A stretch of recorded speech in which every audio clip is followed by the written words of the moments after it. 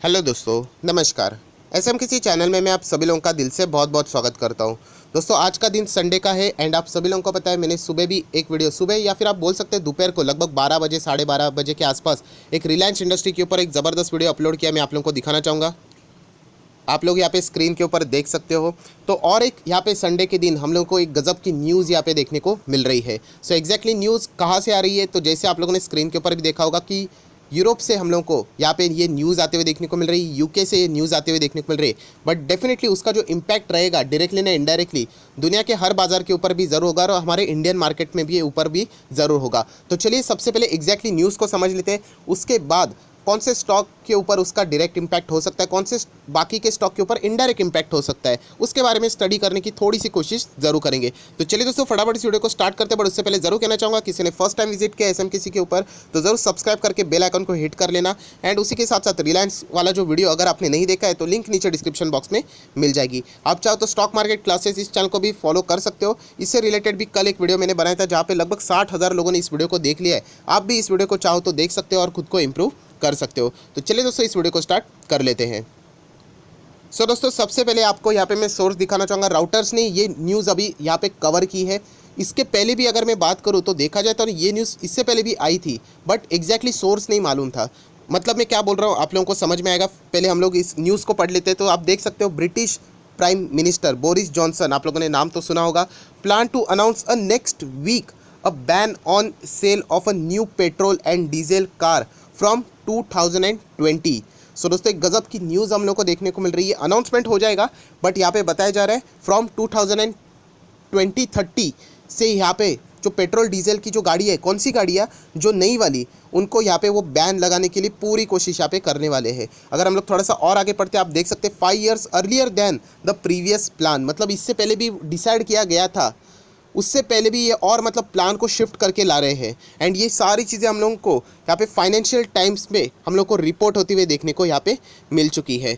सो दोस्तों, उसी के साथ साथ हम लोग यहाँ पे कह सकते हैं सैटरडे के टाइम यहाँ पे आ चुके हैं, बट यहाँ पे अगर देखा जाए तो एग्जैक्टली कन्फर्मेशन नहीं मिल रहा था। बट संडे के दिन इस न्यूज़ का बहुत जगह से हम लोग को कन्फर्मेशन देखने को मिल रहा है।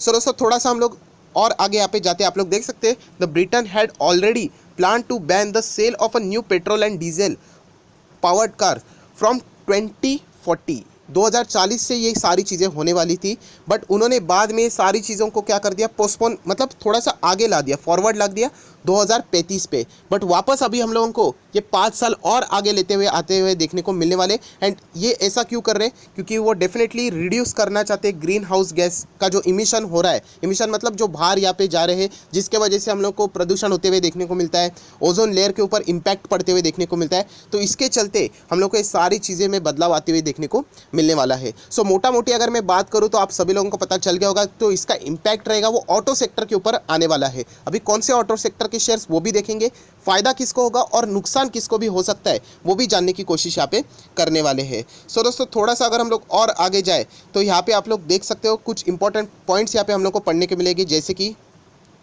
यहाँ पे जो बोरिस जॉनसन है उनका यहाँ पे स्पीच होने वाला है, कहाँ पे, नेक्स्ट वीक में। एंड एक्सपेक्ट किया जा रहा है दोस्तों, ये पॉलिसी का एक्सपेक्ट किया जा रहा है कि पहले देखिए 2040 था, बाद में 2035 कर दिया।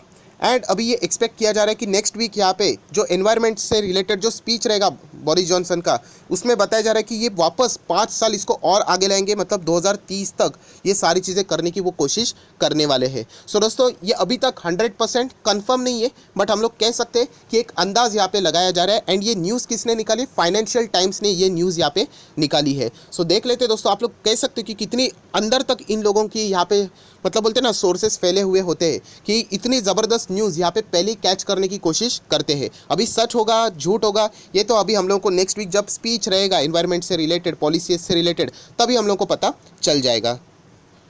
दोस्तों, इस न्यूज़ की अगर हम लोग बात करें तो सेम चीज़ बीबीसी ने भी रिपोर्ट की है, सेम चीज़ सैटरडे के दिन, but without giving any source. यहाँ पे सोर्स नहीं था। सो अभी हम लोग कह सकते हैं फाइनेंशियल टाइम्स ने ये सारी चीज़ें बोली है, राउटर्स ने भी अभी यहाँ पे इन चीज़ों को यहाँ पे फिलहाल कवर कर लिया है।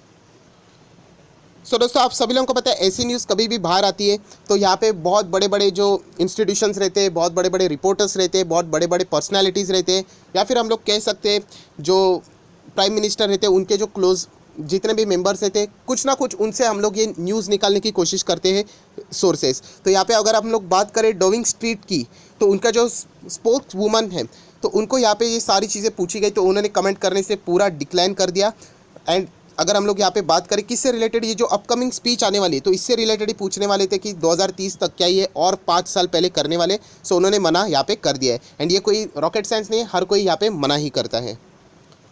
उसी के साथ साथ फाइनेंशियल टाइम्स ने और भी कुछ डिटेल रिपोर्ट्स निकाली है। जैसे कि आप सभी लोगों को पता है यहाँ पे पेट्रोल डीजल के ऊपर चलने वाली गाड़ियाँ रहती है। सेकंड, अगर हम लोग बात करें 100% इलेक्ट्रिक व्हीकल के ऊपर चलने वाली, मतलब उससे वो वाली गाड़ी है। एंड अगर हम लोग थर्ड की बात करें तो हाइब्रिड कार्स, मतलब दोनों का मिक्सचर रहेगा, मतलब इलेक्ट्रिक भी रहेगा एंड फॉसिल फ्यूल का भी यहाँ पे हम लोग को चीज़ें होते हुए देखने को मिल रहा है, उसका मिक्सचर रहेगा। सो अगर हम लोग बात करें फाइनेंशियल टाइम्स ने ये बात यहाँ पे बोल दी है कि इससे रिलेटेड जो है न्यू टाइम टेबल आएगा, उससे रिलेटेड जो हाइब्रिड कार्स का जो उसके ऊपर जो बातें रहेगी वो अभी तक कंफर्म नहीं है। शायद से वो 2035 तक वो यहाँ पे स्टिल सोल्ड होते हुए हम लोग को देखने को मिल सकती है। ये सारी बातें फाइनेंशियल टाइम्स के रिपोर्ट्स के द्वारा बताई जा रही कि ऐसा जो बोरिस जॉनसन आने वाली स्पीच में यहाँ पे बोल सकते हैं। सो ये बहुत ही इंपॉर्टेंट हम लोग कह सकते हैं कि यहाँ पे बातें पहले ही हम लोगों को देखने को यहाँ पे मिल रही है। उसी के साथ साथ अगर हम लोग यहाँ पे बात करें और भी कुछ इंपॉर्टेंट चीज़ें, जैसे कि इस न्यूज़ के चलते हम लोग को बहुत कुछ इम्पैक्ट देखने को मिल सकता है।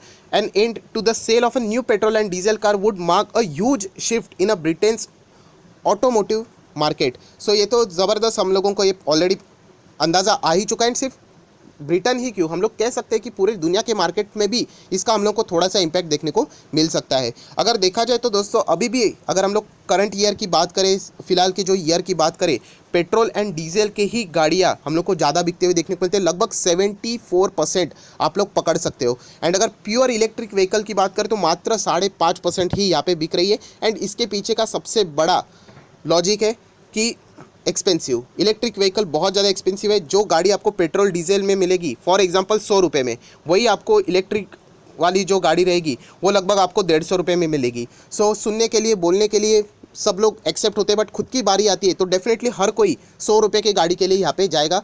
ये भी आप लोगों को यहाँ पे ज़रूर पता है। सो एक्सपेंसिव है एंड इसीलिए ये बहुत सारी चीज़ें, मतलब इलेक्ट्रिक व्हीकल को लाना इतना आसान यहाँ पे पड़ने वाला नहीं है। सो उसी के साथ साथ अगर हम लोग यहाँ पे देखे जाए तो हाइब्रिड व्हीकल की अभी डिमांड वैसे तो ठीक है, जो कि हम लोगों को यहाँ पे परफॉर्म करते हुए देखने को मिल रहा है। सो दोस्तों ये गजब की न्यूज़ यूरोपियन बाजार से हम लोग को अभी आते हुए देखने को मिल रही है। एंड उसका जो इम्पैक्ट रहेगा जब बाजार हम लोग को खुलेंगे तब हम लोग को ज़रूर देखने को मिल सकता है। अभी अगर हम लोग डायरेक्ट इम्पैक्ट बोले तो ऑब्वियसली यूरोपियन बाजार से यूके में सबसे बड़ा मार्केट है। अगर हम लोग इंडियन कोई कंपनी है तो टाटा मोटर्स, आप सभी लोगों को पता है, JLR, Jaguar and land rover, and ये पेट्रोल डीजल वाली है गाड़ी, आप सभी लोगों को पता है।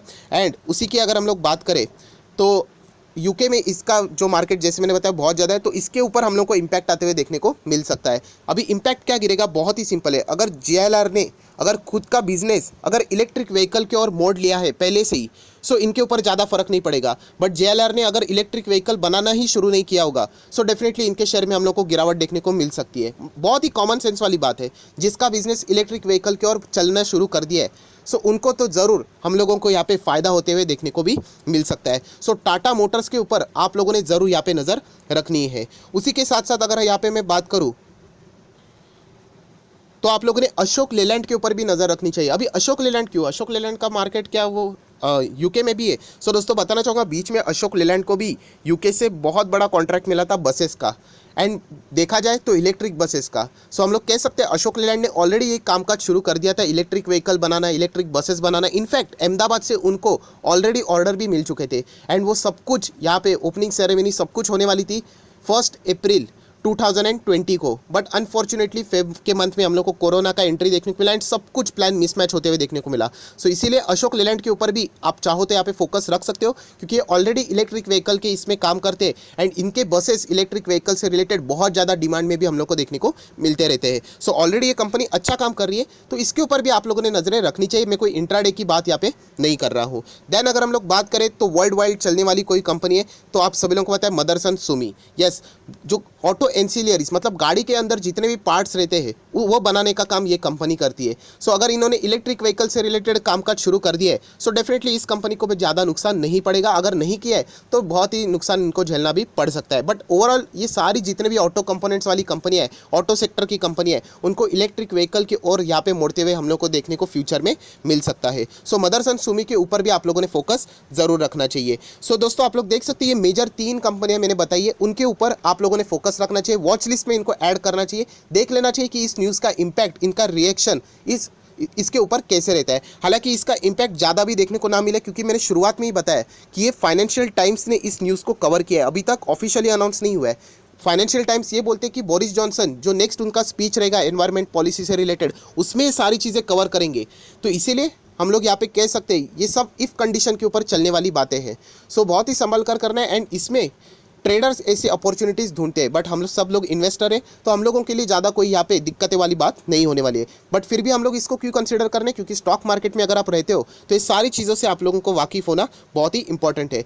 देखा जाए तो कौन से कंपनीज़ को इसका फ़ायदा भी पड़ सकता है अभी तक अगर मैं बात करूँ तो ऑब्वियसली डायरेक्टली कोई लिंक नहीं है बट इनडायरेक्टली अगर आप जुड़ना चाहते हो तो एक्साइड इंडस्ट्रीज़, आप सभी लोग पता है बैटरीज बनाने वाली कंपनी, इलेक्ट्रिक व्हीकल आप सभी लोग पता है ये बैटरीज से रिलेटेड चलती है। So Exide Industries, Amara Raja Batteries, I know मुझे पता है बहुत सारे लोग बोलेंगे सर इलेक्ट्रिक व्हीकल से चलने वाली बैटरीज एंड ये बनाने वाली बैटरीज ये कंप्लीट अलग है, मुझे पता है। बट स्टिल मैं आप लोगों को यही कहना चाहूँगा कि अगर उनको उस बिजनेस में मूव लेना है तो डेफिनेटली बैटरीज वाली कंपनी ईजिली जो इलेक्ट्रिक व्हीकल को जो बैटरीज चाहिए होती है उनके वो ईजिली अपने बिजनेस को यहाँ पे मूव कर सकती है। जैसे कि मैं आप लोगों को ईजिली एक एग्जाम्पल देता हूँ, अगर किसी की गन बनाने की फैक्ट्री, गन मतलब जो बंदूक रहती है राइट, एंड अगर किसी को तोफ बनाना है तो डेफिनेटली गन बनाने वाली कंपनी शायद से तोफ बनाने की ओर भी मुड़ सकती है। बट कोई मोबाइल बनाने वाली कंपनी थोड़ी ना तोफ बनाएगी।